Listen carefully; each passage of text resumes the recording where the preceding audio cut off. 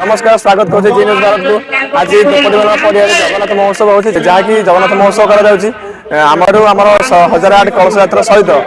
बहुत लोक योगदान करते बहुत सारा लोक भी आयोजन करते काली आमर अन्नप्रसाद व्यवस्था रही आज रही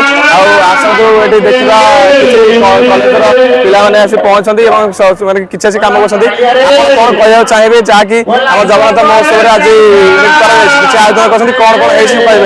प्रथम तो समस्त जय जगन्नाथ ये 2026 अनुष्ठित जगन्नाथ महोत्सव आम से योगदान बहुत बहुत निजक बहुत खुशी लगुच छड़ा आम देवीकंद नित्यानंद कॉलेज रू आम 40 जन भलेंटियर योगदान करूँ 3टा यूनिट एनएसएस स्काउट गाइड आम अलग किसी आमको अलग कम भी नियोजित करमको गेट्र सुरक्षा नहीं आम लोक सेवा करने आनंद बजार रहा सुजोग तेणुक आम ये लोक सेवा करके बहुत खुशी अच्छु बहुत खुशी लगुच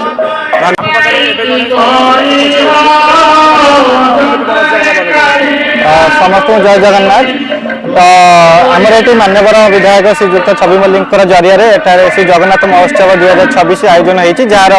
आसंता काली शुभ उद्घाटन होता जोटा कि स्थानीय बासिंदा 1008 जन महिला और पुरुष मिसिक कलश यात्रा हो शुभ उद्घाटन होती आज आसंता काली किसी दिन धरिकी आमर एठारे श्री जगन्नाथ कथामृत हम जोटा कि आज संध्यारे किसी जन प्रवचक आसिक श्री जगन्नाथ महिमा गारिमा विषय में किसी लोक अवगत कराइबे और बर्तमान ये भजन संध्या चली तो आज संध्यारे प्रवचन आरंभ हो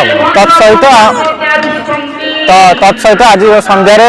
आज संध्या को उद्घाटन करने ओडिशा व्यवस्था रही तो आमर ये स्थानीय बासिंदा मैंने बहुत लोक समागम हबार आमर